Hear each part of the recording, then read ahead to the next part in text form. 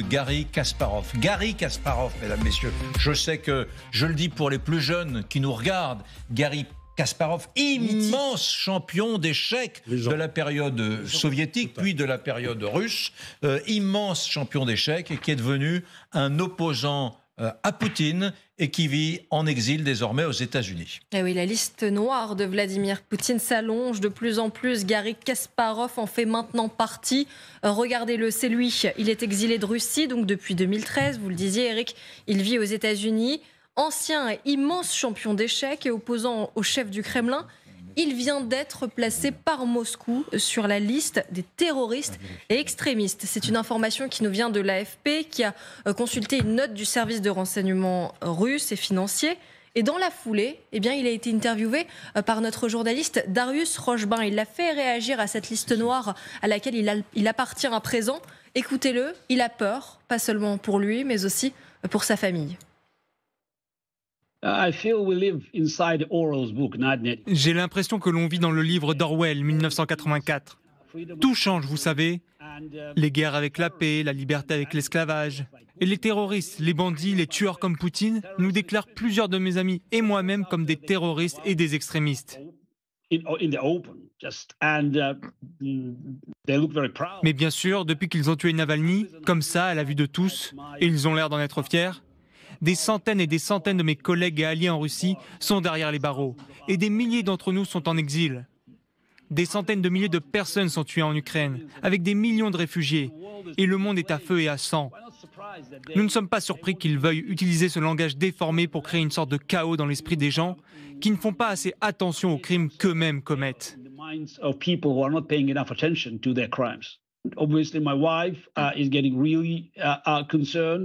Évidemment, ma femme a très peur, mais il n'y a rien que je puisse faire. J'ai essayé de minimiser les risques en ne voyageant pas dans des pays où je pourrais être en danger. En fait, la liste des pays dans lesquels je voyage aujourd'hui a dramatiquement réduit. J'essaie de rester en sécurité autant que je peux, mais je ne veux pas que ma vie change parce qu'il y a une menace. Poutine est un voyou et je vis à New York. Navalny a sacrifié sa vie pour le bien de tous. Et je pense que nous lui devons tous beaucoup, à lui et à beaucoup d'autres.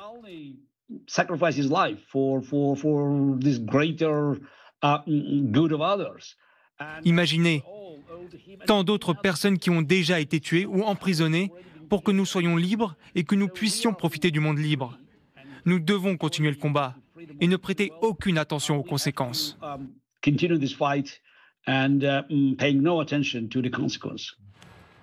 Je voudrais le dire et le redire parce que parmi ceux qui nous regardent, il y a peut-être des jeunes qui ignorent à peu près qui est Garry Kasparov. C'est une immense idole et pas seulement pour ceux qui sont passionnés par les échecs. C'est un immense champion d'échecs. Il y a beaucoup de champions d'échecs en Russie et il y en avait en Union soviétique.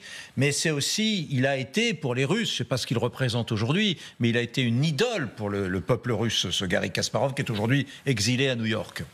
Oui, tout à fait. C'est une des rares personnalités russes, soviétiques et post-soviétiques qui est tellement connue que justement ça a été un choc quand il s'est engagé en politique.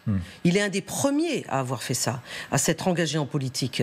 Et alors qu'on voit bien aujourd'hui tous ceux qui s'engagent en politique, et pas du côté du Kremlin, ce que ça donne par rapport au Kremlin. Donc Garry Kasparov, c'est quelqu'un que tout le monde connaît. Tout le monde connaît en Russie, jeune et moins jeune, même s'il est parti depuis un certain temps, s'il est exilé depuis un certain temps. Et je dirais, de plus en plus, contre lui, il y a eu, jusqu'à ce qui vient de lui arriver, un acharnement de la part des autorités, ce qui montre bien qu'il a encore du pouvoir. Donc en 2016, en Lettonie, il a créé ce qui s'appelle le Forum Russie Libre, et qui aujourd'hui joue un énorme rôle dans l'opposition au Kremlin. C'est-à-dire ce Forum Russie Libre, il regroupe des tas de personnalités et d'organisations en dehors de la Russie qui s'expriment en opposition avec le Kremlin. Donc ça, c'était en 2016. Et depuis 2016, voilà. Depuis 2016, ce forum, et depuis 2022, ce forum organise pratiquement exclusivement des conférences par rapport à la guerre entre la Russie et l'Ukraine. C'est parce qu'il est membre participant de ce forum qu'il a été déclaré et on l'a mis sur la liste terroriste et extrémiste. Alors avant ça, il a été déclaré évidemment ce qu'on appelle agent de l'étranger. Ça c'était en mai 2022, juste après le début de l'invasion. Puis ensuite c'est monté en puissance jusqu'à ce qui se passe aujourd'hui. Voilà, à titre indicatif, Garry Kasparov est né en 1963 en Azerbaïdjan soviétique. Il a donc 61 ans et il donnait cette interview depuis New York. Oui, mon général, vous vouliez réagir? Oui, alors Garry Kasparov, il se trouve que je l'ai rencontré parce qu'on l'a fait venir à l'école de guerre, quand j'étais prof à l'école de guerre. Donc on l'a fait venir parce que c'était un opposant. Et puis ensuite, ça nous a permis de faire une partie d'échecs avec lui. Et donc toutes les fines fleurs pensantes de joueurs d'échecs de l'école de guerre, quand même d'un bon niveau. Il a tout gagné, j'imagine. Il nous a collé une raclée absolument monumentale. Évidemment. Dans la grande salle des Invalides. Est-ce qu'il faisait plusieurs parties en même temps? Non, pas là. Voilà. Mais moi, j'en garde un souvenir. Alors, bien entendu, il distribuait les autographes, etc. Il a un grand succès. Et donc, la jeune génération le connaît aussi, il n'y a aucun doute. Ça reste quand même une star absolument mondiale. Non, il y a une chose qu'il a dite quand il a exprimé une certaine peur, c'est qu'aujourd'hui, depuis longtemps, Poutine ne se prive pas d'aller chercher ses ennemis à l'étranger. Mais aujourd'hui, comme on voit une intensification du désir de Poutine de vraiment se débarrasser de toute personne qui pourrait lui poser une menace, Kasparov est vraiment une figure, comme Anne l'a dit, une figure très importante, très éclatante, une des figures qui est les moins clivantes, parce que les Russes ont cette habitude extrêmement frustrante, c'est que chaque fois qu'il y a quelqu'un, qu'un opposant, que nous, occidentaux, trouvons intéressant, ils sont tous à dire « Ah non, lui c'est un vendu, lui c'est un vendu, lui c'est un vendu ». Kasparov, c'est quand même un des seuls qui n'est pas... Il y en a qui le détestent, il y en a qui disent non, c'est un vendu, mais c'est un de ceux qui est le moins détesté, on va dire. Et donc, c'est important. Tellement il est mythique. Et il reste une dernière arme à Poutine vis-à-vis des gens comme Kasparov. Là, ils l'ont appelé extrémiste terroriste. La dernière arme serait de dire qu'il est terroriste ou extrémiste et d'essayer de faire mettre un mandat d'arrêt d'Interpol sur lui. C'est une chose que Poutine fait, c'est une chose qu'il a fait à des hommes d'affaires étrangers qu'il a voulu neutraliser. Parce que si vous avez un mandat d'intérêt Interpol, vous ne pouvez pas bouger. Kasparov a dit qu'il n'ose plus voyager. Je crois que Kasparov demande que les instances internationales retirent la Russie d'Interpol. Oui, mais il a totalement raison de le faire et ce n'est pas le seul qui le demande. Pour ces raisons-là. Dans cette interview qu'il a donnée à Darius Rochemin, d'ailleurs merci à notre confrère Darius Rochemin, que vous retrouvez sur LCI tous les week-ends, dans cette interview, il est plus précis sur les relations Poutine-OTAN, Poutine-Occident. Et sa thèse, et mon Dieu qu'il a raison, c'est que Poutine a tout dit. On sait ce que Poutine pense et ce que Poutine va faire. C'est ce qu'explique Garry Kasparov. Je n'ai pas besoin de mes capacités de joueur d'échecs pour analyser. Tout ce que nous avons à faire, c'est écouter Poutine. Il est complètement transparent au sujet de son plan. Et c'est l'un des paradoxes que beaucoup de gens ne comprennent pas, je pense. Les dictateurs mentent toujours à propos de ce qu'ils ont fait, mais très souvent, ils nous disent exactement ce qu'ils vont faire. Donc n'oublions pas qu'en 1925, Hitler a publié Mein Kampf, qui est un plan de ce qu'il comptait faire. Personne ne l'a pris au sérieux parce qu'il n'était personne en 1925. Et nous en avons payé l'énorme prix. Poutine n'arrête pas de nous donner ses plans. Ce n'est pas que l'Ukraine. Poutine se bat contre l'ordre libéral du monde. Poutine a besoin de chaos. Et sur son passage, il détruira toutes les institutions qui protègent les piliers du monde moderne, comme l'OTAN ou l'Union européenne.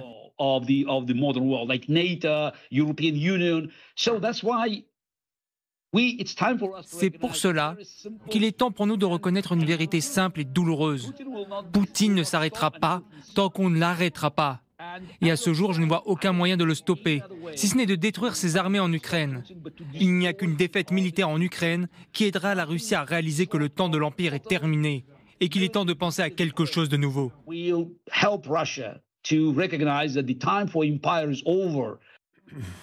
Renaud Pilat, c'est vrai que c'est quelque chose qu'on entend de plus en plus, notamment de la bouche d'Emmanuel Macron aussi. Il faut croire en ce que dit Vladimir Poutine parce qu'il peut mettre à exécution ses menaces. Oui, exactement. Vous le dites dans le contexte, et on va en parler bien sûr ce soir, dans le contexte de grandes tensions entre la France et la Russie, dans l'escalade des désirs impérialistes de Poutine. Je crois que c'est très précieux d'avoir ce genre de témoignage. extrêmement précieux parce que Kasparov, on le dit, il y en a qui ont des parcours sinueux dans les opposants. On sait que Navalny, voilà, il y a des gens qui l'appréciaient pas. Kasparov, on peut pas dire ça. C'est un immense champion. C'est quelqu'un qui est extrêmement apprécié des Russes, extrêmement apprécié des New-Yorkais là où il habite. C'est pas un frimeur, si je puis dire. C'est quelqu'un qui réfléchit beaucoup. Et là, il a des propos qui sont extrêmement clairs sur la vraie nature de Poutine. Et aujourd'hui, à l'heure où des Européens se demandent est-ce que finalement il faut s'armer contre Poutine, se préparer au pire. Certains vont dire mais non quand même Poutine, vous exagérez. Puis Emmanuel Macron qui dit il nous dit les choses. Et je crois nous Européens, il ne faut pas qu'on ait des dizaines de témoignages comme ça. 1 ou 2 suffisent. Navalny l'a dit, Kasparov le dit, il a des mots très clairs. Donc c'est très précieux d'avoir, et très précieux que Darius ait pu l'avoir après. Vous vous rendez compte, il est à New York et il est tout d'un coup inscrit, c'est le prochain sur la liste pour être tué. Et peut-être que, je veux dire, c'est